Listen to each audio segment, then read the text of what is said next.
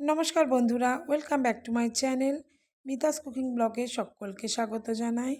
তোমরা সবাই কেমন আছো? আশা করি সকলে খুব ভালো আছো। আবারও একটা নতুন রেসিপির সাথে হাজির হয়েছি। তো সকলের কাছে অনুরোধ রইল পুরো ভিডিওটি দেখার জন্য। তো আজকে বানাবো ঠেকুয়া। তার জন্য আমি এখানে নিয়ে নিয়েছি 250 গ্রাম আটা, 100 গ্রাম সুজি, নিয়েছি 150 গ্রাম চিনি। এগুলোকে এবার ভালো করে মিক্স করে নেব। ভালো করে মিশিয়ে নিয়ে এবার আমি দিয়ে দেবো এর মধ্যে নারকেল কোড়া। তো বন্ধুরা, এখানে শুকনো নারকেলটা দিলে ভালো হয়, তো আমার কাছে ছিল না, তাই আমি কাঁচা নারকেলটা দিয়েই বানিয়েছি। শুকনো নারকেলটা দিলে পরে অনেক দিন রেখে দেওয়া যায়। তো নারকেল দিয়ে ভালো করে মেশানো হয়ে গেছে। এবার আমি এর মধ্যে দিয়ে দেবো 2 চামচ ঘি। ঘি দিয়ে আবারও ভালো করে মিশিয়ে নেব।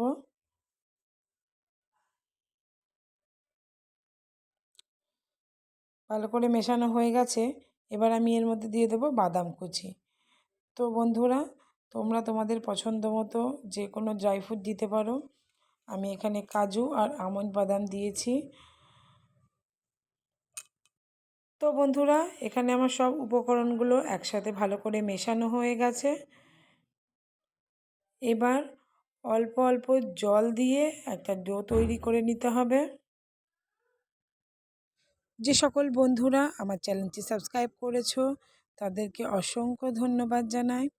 আর যারা যারা এখনও চ্যানেলটি সাবস্ক্রাইব করোনি তাদেরকে বলি তাড়াতাড়ি চ্যানেলটি সাবস্ক্রাইব করে নাও নতুন নতুন ভিডিও পাওয়ার জন্য। তো বন্ধুরা দেখো, এখানে আমাদের ডোখানা রেডি হয়ে গেছে। এবার এটাকে আমি 10 মিনিটের জন্য ঢাকা দিয়ে রেখে দেবো।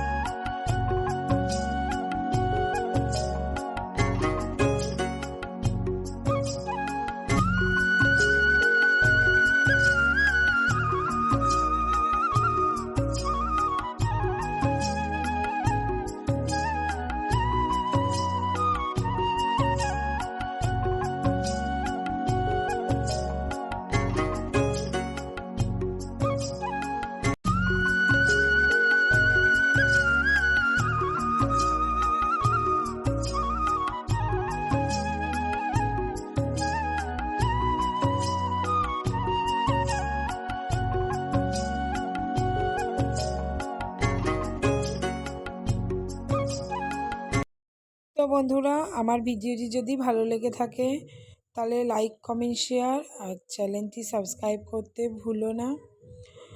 আর এইভাবে একবার বাড়িতে ট্রাই করে দেখো, আশা করি সকলের খুব ভালো লাগবে।